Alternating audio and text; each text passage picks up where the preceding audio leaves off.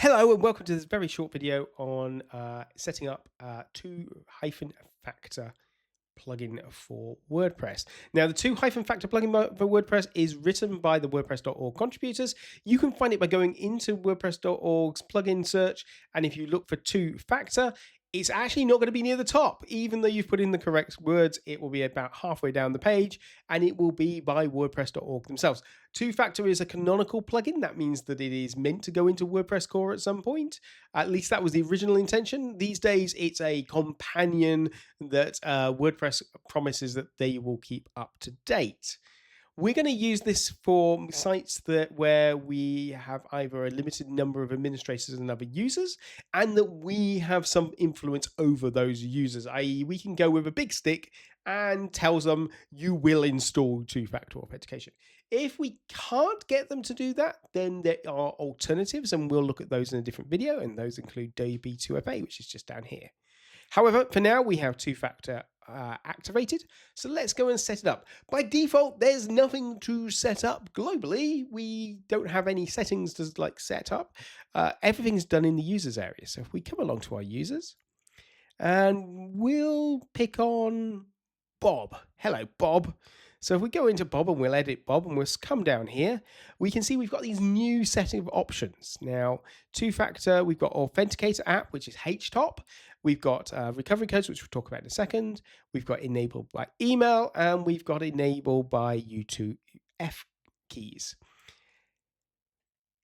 If we are going to use HTOP or a U2F, then what I do is recommend is you have a minimum of two factors. Now, what pair really well are in fact the HTOP Authenticator app and a hardware token, or one of those individuals and enabling these recovery codes. Now, the recovery codes are one-time use. So you write them down somewhere or store them somewhere, and say in a secure note in your password manager. And if you ever need to get into the site and whatever the other factor is not working, you can use one of these codes. If you are just enabling email, and I say just, and that sounded very much like, oh, just, but enabling 2FA using email is still perfectly valid. You will read a lot of naysayers saying, oh, you shouldn't do that, but it's better than nothing. So if you're going to just set it up and enable everybody as much as possible, you can just tick enable email, which is what we're going to do for this demo. So we're not going to bother setting up recovery codes for Bob because he should be able to always get to his emails. But let's go ahead and, let's go and log in Bob. So we're going to come out here and I'm just going to log out. Yes, I really want to log out.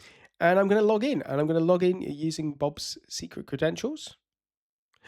And I'm presented with this box. Now, this box is hey, we've sent a email to somewhere. You need to go and get the verification code.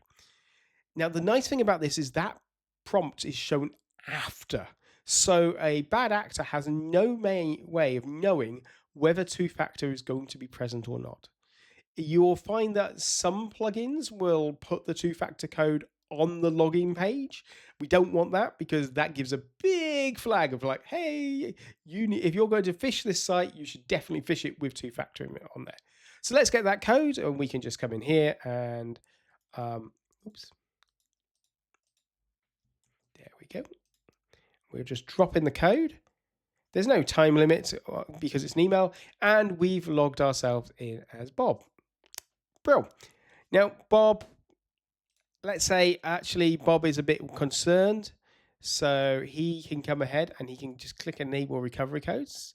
Maybe he doesn't think his email is reliable. So once you've clicked that, we then need to generate these codes. So we click the button. It takes a few seconds. It would be great if there was a little bit more feedback there, really, but it does take a few seconds. They do appear, and as you can see, we now have these codes. Now, we can download those codes. If we click that button, it will just download the codes to our machine, or we can copy and paste them and store them somewhere important. Now, we need to store them somewhere important because let's say I go out of my profile, and now I come back down here.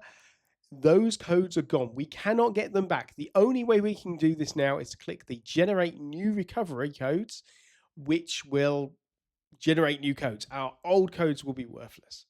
So it is really important if you are users who are going to generate recovery codes that either they understand that if they press that button again, they lose all the previous codes.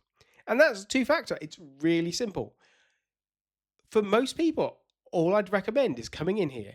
I wouldn't even enable recovery codes. I'd just come down here, click this, and you can click this for them. Because you're not setting up the additional factors yourself, we just need to make sure that the email address is a real email address that they can totally get to, in our case, bob at totallyrealsite.local. As long as that email address is valid, you can just come down here, tick this button. You have set up two-factor. You can do this for your customers. You can do this for your other site admins. There are ways that we can automate this. I have a little plugin called Enforced Two-Factor that can just, by default, enables email 2FA for everybody on a site who's using the 2-factor plugin. But if we want to get more sophisticated and more clever, then we can use something like the MailerPress DB2FA, which we'll look at in the next video.